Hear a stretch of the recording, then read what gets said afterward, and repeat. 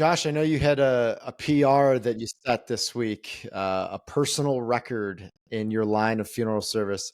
Why don't you open it up for us and tell us what'd you get after today? I did. So since the last time that we spoke, um, I had a new PR, personal record, um, in our line of work. It's something that people in our line of work deal with on a daily basis. People who pass away, who, their weight can be an issue, physically. And a few months back, Yep. hit a PR, and this person passed away at home. And it was actually a night that I wasn't even on call.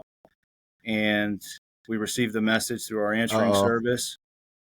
And, the city police reached out to us, gave us a description. And usually when we get house calls, you know, one of the things I like to do with any call really is try to get an approximate weight on a person, just for my own knowledge, just to Yeah. see how many people it may take to go on this removal, because, the weight could be an issue. You don't want to get hurt yourself. You don't want, Oh yeah. your partner to be hurt.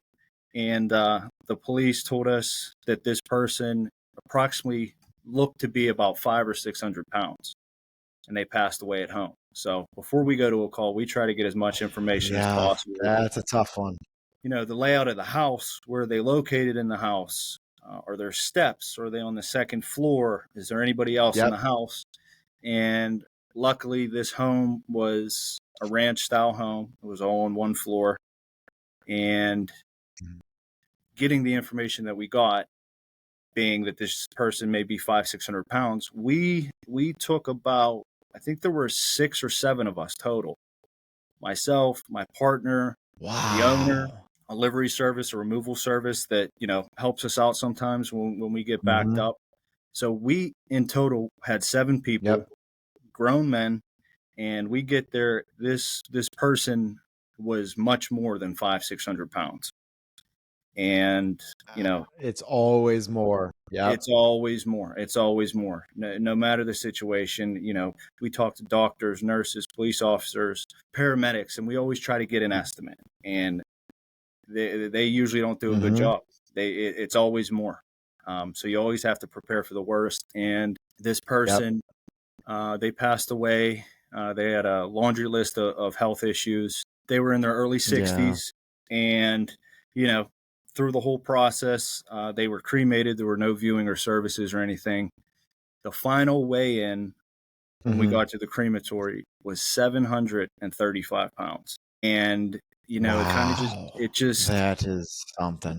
it does it breaks your heart too, because you know that this person had to have been dealing with some things. Yeah. And a person of that size, it's just, Yeah. it cannot be easy, physically, mentally, emotionally. You never know what No, someone's going through. And it, absolutely. it was just something that, not only myself, but my coworkers, it was a first for them. They have never, had to deal with a person this size. And in Didn't our line of experience work, that. we deal Right. with people of all shapes, sizes, backgrounds, everything. But this kind of just, in Hmm. the past, over the 8 years, I've dealt with a lot of, heavier people, and you have to treat them just like you treat anyone else. Sure.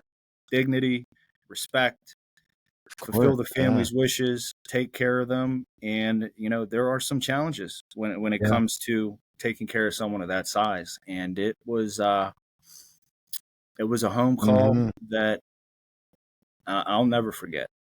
And it was just a very special, you know, circumstance. And, you go to a house, and in order to get the deceased into your care in a respectful and as easygoing manner as possible, you have to move furniture. You have to kind of rearrange things inside the house, and you have to do it, you know, with respect, and you have to do it very carefully and communicate with the family and the people that are there. And just, Oh yeah.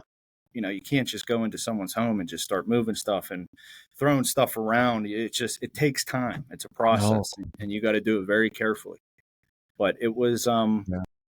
and it took every single one of us, all 7 of us, and every ounce of strength that we had, and we had to, you know, use all of our experience and use techniques to maneuver this person, Sure. and it was tough, but we luckily, we worked together, we communicated, and in situations like that, you need like one person to kind of call the shots and say, hey, we're going to do this, you do this, Yep. I'll do that, have a countdown, 3, 2, 1, You need because somebody quarterbacking the situation. Yeah. seriously, yes.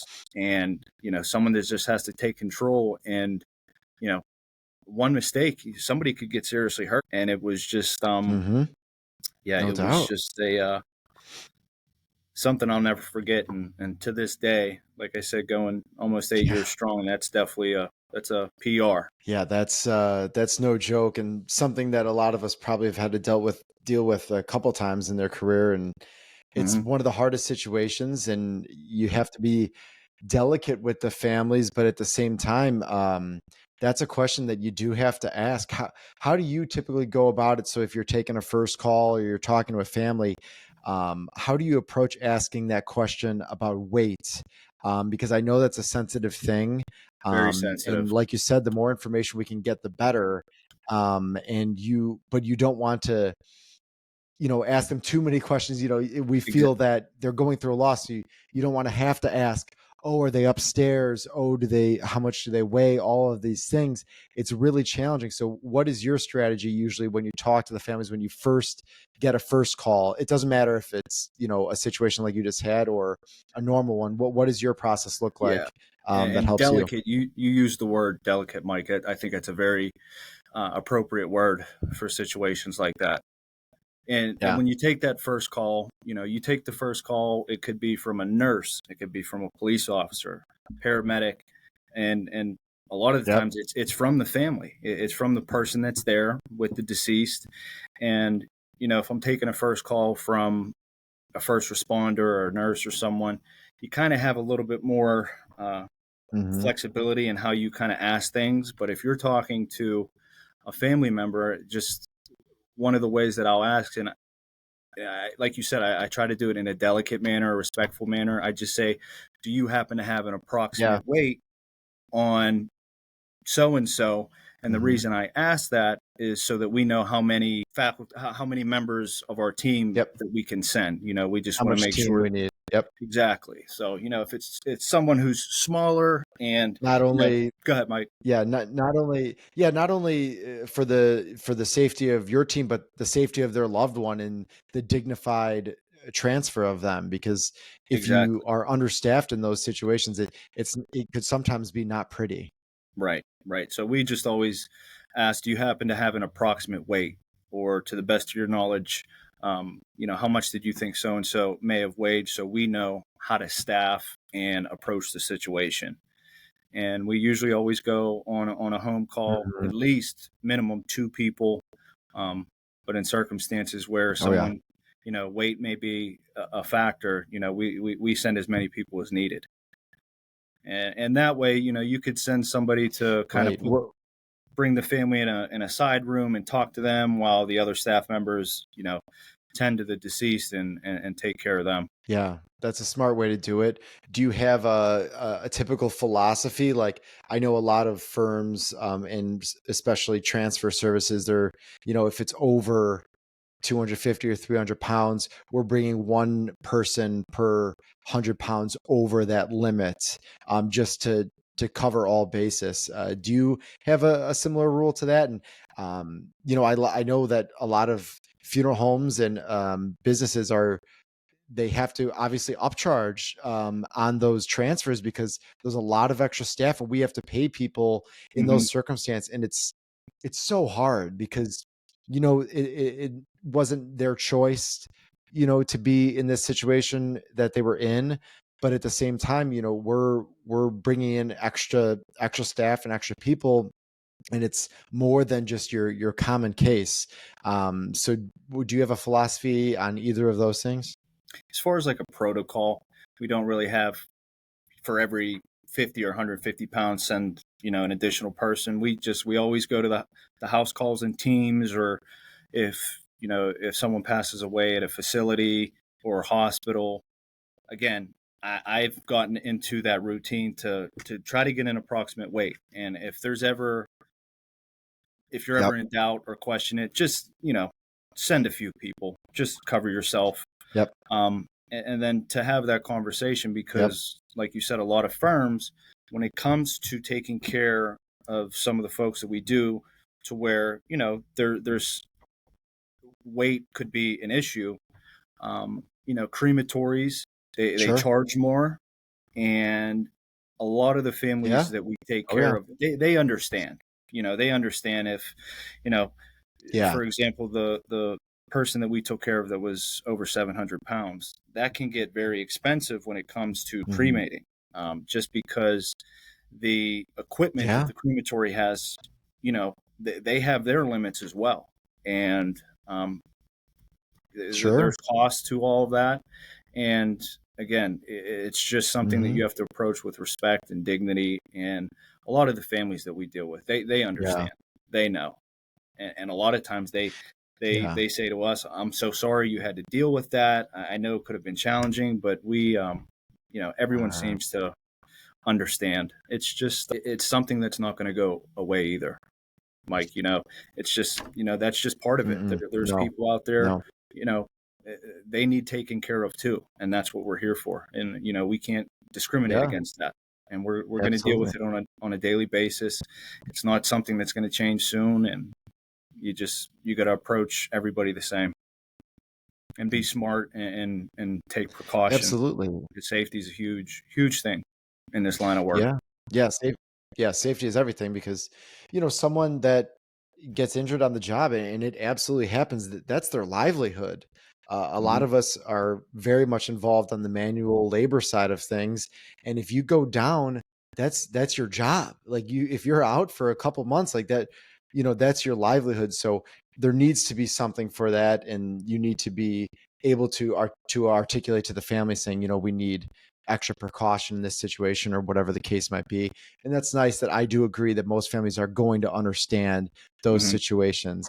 And to piggyback of something you said during the beginning of the story, when I were to ask someone, if you could get us an approximate weight for your loved one, I'm adding 25%, almost guaranteed, unless it's, a little old lady. You're got to tack on 25%, I think, to what they're giving to you, so you can be well prepared. And usually you're going to be more accurate adding on that 25% than someone is just guessing, because no one wants to say, my loved one weighs, 700 pounds. Like, no one's going to say that. And it's out of respect for their loved one too. I don't think they're trying to do anything or pull a fast one or anything like that. Um, but I think for our usage, that's a rule that, you want to live by for someone, that's over the average size of maybe an individual. Hmm. And I think that's a safe rule, very safe. It just, you know, it causes for it could be very challenging, and had this family decided that they wanted to Mhm. have some type of viewing or visitation, then the whole preparation and embalming and casketing, Oh, that yeah. that's a whole other, can of That's a whole worms. different ball It's game. There's a lot of challenges, but Yeah. I think we have a lot of different ways to make things work. Yeah. Yeah, absolutely. Mhm. So what was it like? What was the situation that this person was in at the house, and how did you and the team actually perform this removal? Because it's all going to depend on what the situation is, and Mhm. obviously most of our gurneys are not going to be able to handle that type of situation, especially if we're talking stairs. So what did you do with this circumstance, and what was the layout like for you? So luckily, there was only one small step up into the house. It was a ranch style house. This person was in their bedroom. The house in itself was not a very big house, but there was a lot of clutter. And I don't know about you, but Yeah.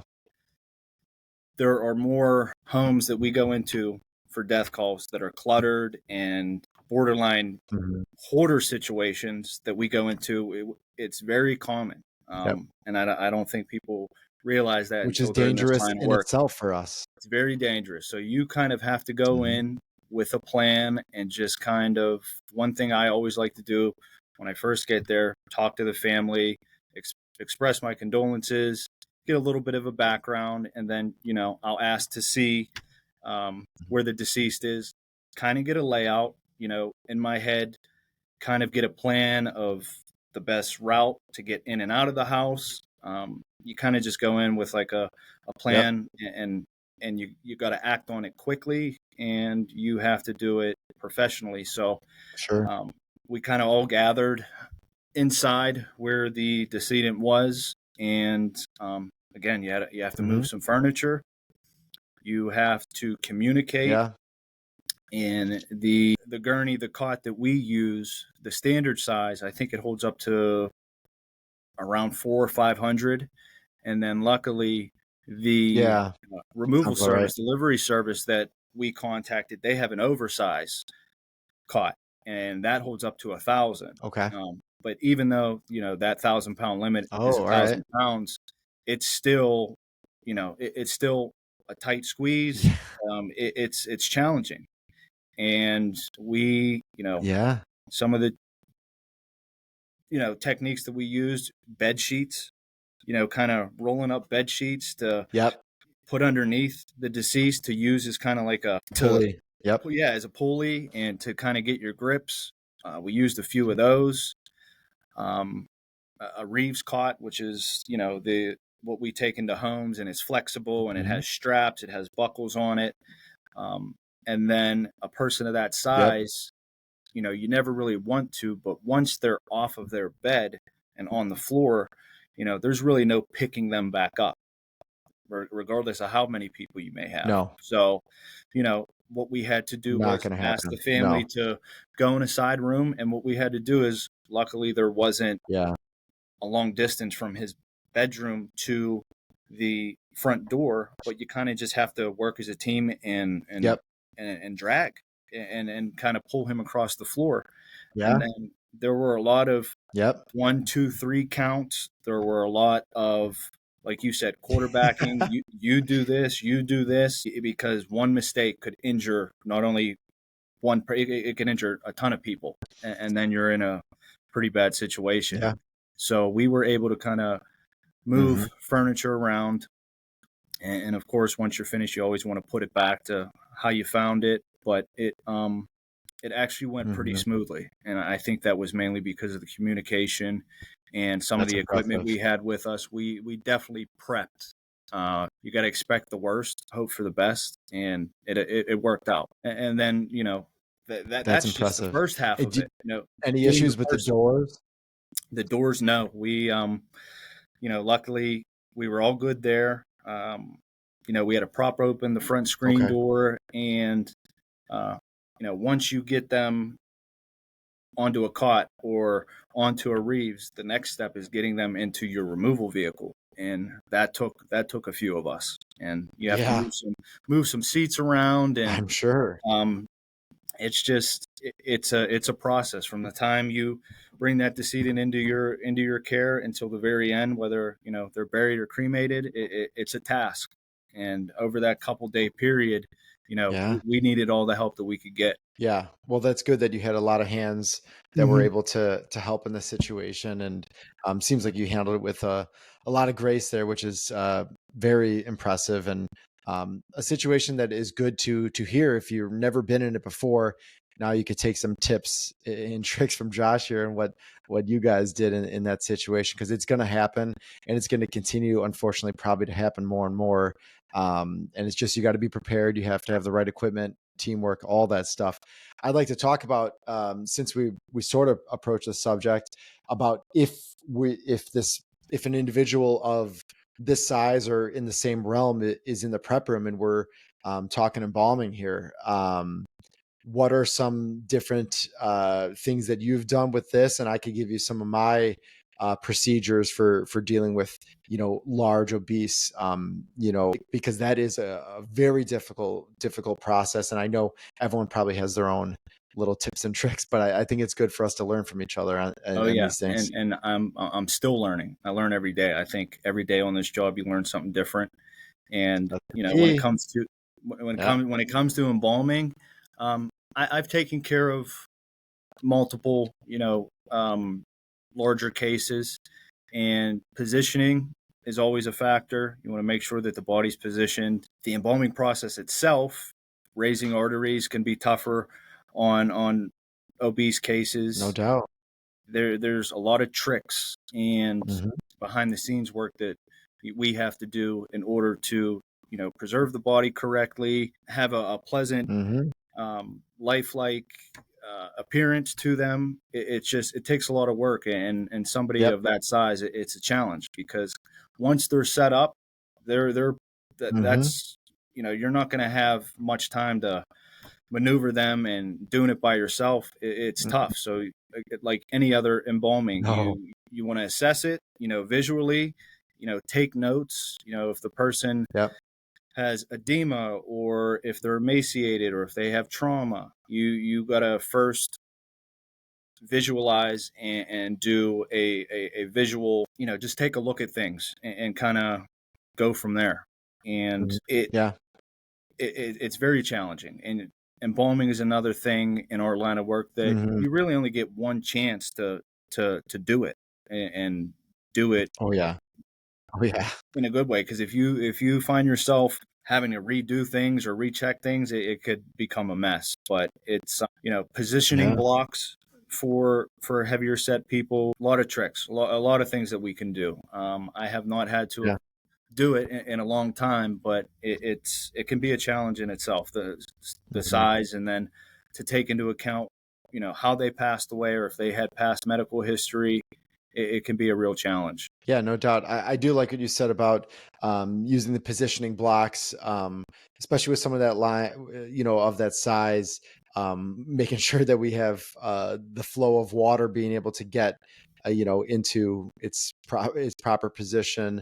Hmm. So using those to prop up, and then also I'd say because in this circumstance you're dealing with a larger abdominal region too. I would very much encourage, some sort of positioning blocks or bricks, whatever you like to use, underneath the shoulders for sure to prop them up. Because, when someone is that large and they're laying in a casket, it a lot of times, if you're watching on YouTube, I'm leaning back, way back, and it makes them look like sunken in. So you Right, want to try to do everything you can to prop them up and make it seem like they're on that elevation, because the casket springs and is only going to do so much. So doing right. that, making sure that is in a good position, making sure you're using a high concentration too, with the fatty tissue. You're not able to get those normal signs that we look for when we're embalming, to make sure that we have proper preservation. So just making sure, going the extra mile, to use that fluid that's strong.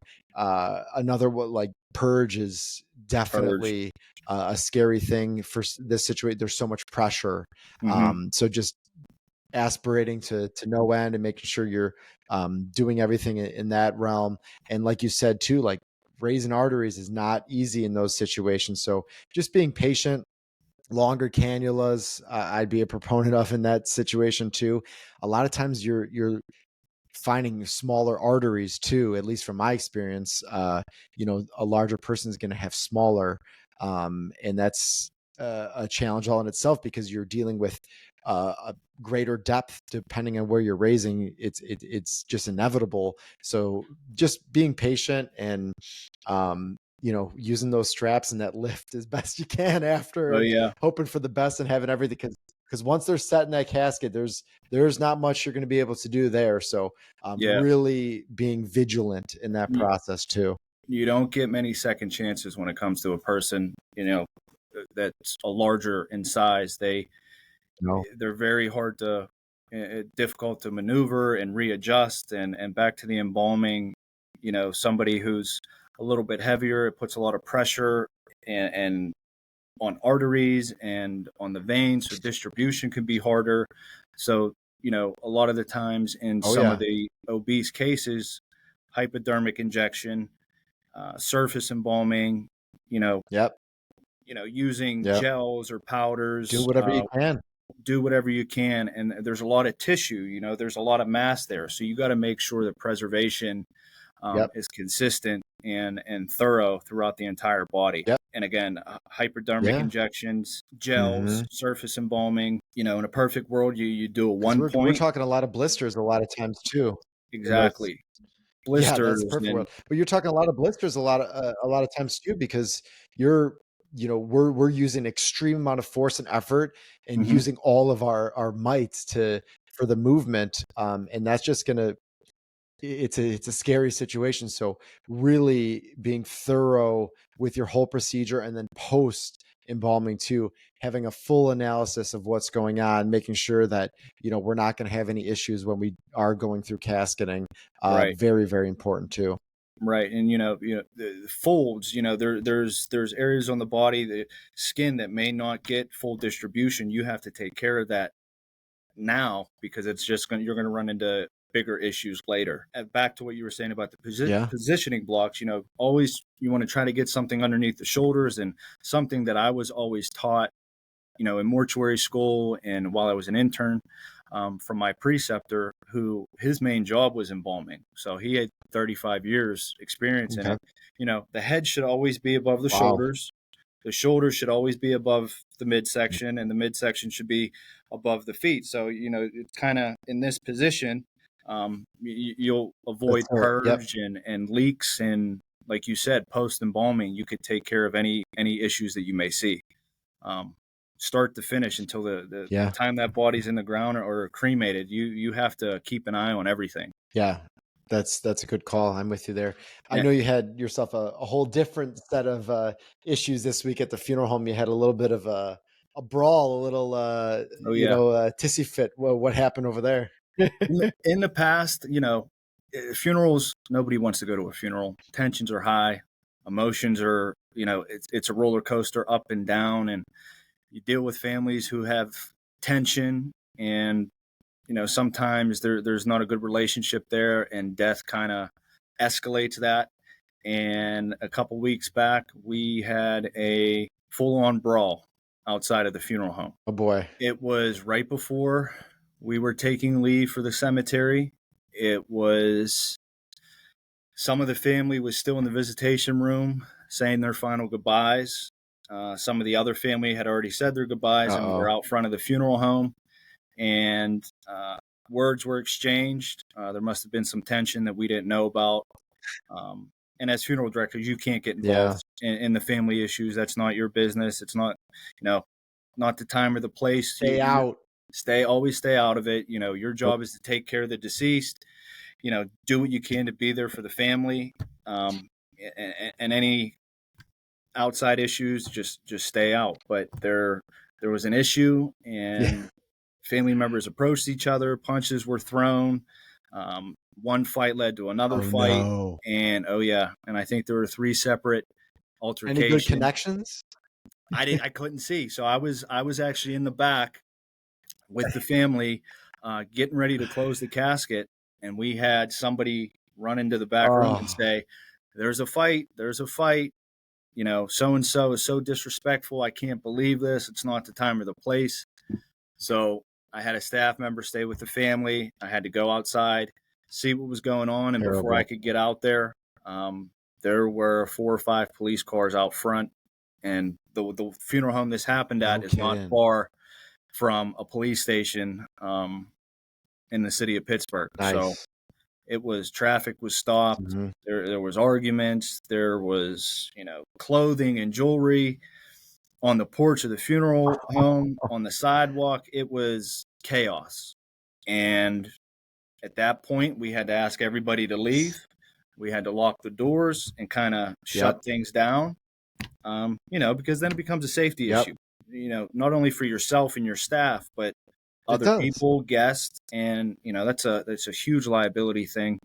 And when it comes to that, we can deal with verbal confrontation. We can calm people down and ask people to step outside, take a minute, take a breather. But when Pro. it starts to get physical and there's a huge crowd and there's That's a whole multiple, different ball game. whole different ball game. So at that point, you got to think quick and you just got to ask everyone to leave the building, lock doors, shut things down. We still have a job to do. So we had to take care of what we had to take care of. Yep. And I was actually driving the hearse this day, and my coworkers were kind of leading things. Okay. So we got the casket ready to go, and we were getting ready to pull out and get our procession going. And I made an announcement to everybody that was outside. There were still people outside arguing. I made an announcement, and I pretty much said, listen, if you're going to the cemetery, we're leaving now. And by the time I got Yep. back into the hearse, people were jumping in their cars. We took off, and some cars stayed behind. Our procession got broken up, and it was it was a long day. It was a very Chaos. long day. Things eventually, worked out. After the fact, when things cooled down, the family obviously apologized to us. In situations like that, there's not much to say. We did our job. No. We got the deceased to their place of rest. The family was happy with our work, and sometimes there's just some Yeah. things you can't control. They're out of your control. But it was the first Yeah. physical altercation that I had to deal with, and it was just it's been a wild couple of weeks here in the funeral business. It it really sounds like it. It Yeah, seems like you handle that too the only way you can. You can't get involved. You can't get in the middle of it. I like what you guys did. Honestly, it was like we're shutting this down. We're have to. locking the doors, and you're like, we're leaving right now. If you're coming to the cemetery and you have the respect to do that, stop what you're doing. We're going. You have to put your foot down in those circumstances because it if you are a little too soft or tender with that situation, it's not going to lead to the actions that you need. It's like, hey, we have a job to do here. We're taking care of this family, and that's our priority, not whatever else you have going on. So we're not going to hang Exactly. around and sit in the parking lot until this is all resolved. No, absolutely not. We're proceeding with this for the sake of the person that is no longer with us. And if you phrase it like that, and you're a little bit firm in those situations, I think that is your best route to go. It's not easy because you want to make sure that everyone's able to go, but if people are acting inappropriately, that's not the time or the place, and that's not our job to be allowing that in our place of work. Yeah, at that point, you just kind of have to put the nice guy face. That kind of, you have to throw that to the side and say, listen, we have a job to do. Um, and we still have to do it regardless of what your issues are. And the police officers who were outside actually said, you guys Yep. should probably get a moving, kind of break this thing up. And it kind of forced people to go to their cars. And Yeah. we lost a few cars. We had the first couple, we had the immediate family, and then just anyone else. Oh, They, jeez. they eventually made their way, but it was it was an experience for We'll meet you sure. there. Yeah, exactly. We'll meet you there. Oh, I can only imagine. Yeah, Yeah, it's like at that point we just want the immediate family to get there safe, and it's like if people are trying to catch up and all that stuff, that's creating more dangerous situations that already was a bit challenging. It sounds like you've had a heck of a couple weeks here. oh yeah, it's been fun, but that's the name of the game. That's part of it. I'm sure I'm not the only funeral director who has dealt with those similar situations. It's part of the Oh yeah. Oh yeah. one of the things I love about the job is just you come to work every day, you don't know what you're going to get. Yeah, Yeah. that's right. That's right. And back It's to always the a little bit of a question mark. yeah, backtracking, bed sheets. Bed sheets are huge when it comes to making removals. They'll help you out in more ways than Yeah. one. So make sure you always have some strong, sturdy bed sheets handy, and a little can go a long way. Absolutely. It's the removal person's best friend. But Absolutely, Josh, thanks so much for doing this again. We're gonna have to do it another time. You got great stories, so we're absolutely. I gonna got a keep you couple coming back more. until we run out of them. I got a couple more I'd love to share. And again, Good I deal. Well, always appreciate the invite, and I look forward to talking to you again. And in the meantime, just take it easy and try not to work so hard. Yeah, and same to you. Hopefully, we get a couple weeks of a little bit of peace and a little bit of easiness in your line. We'll see how it goes. I'll keep you updated. Thanks, Mike. Fingers crossed.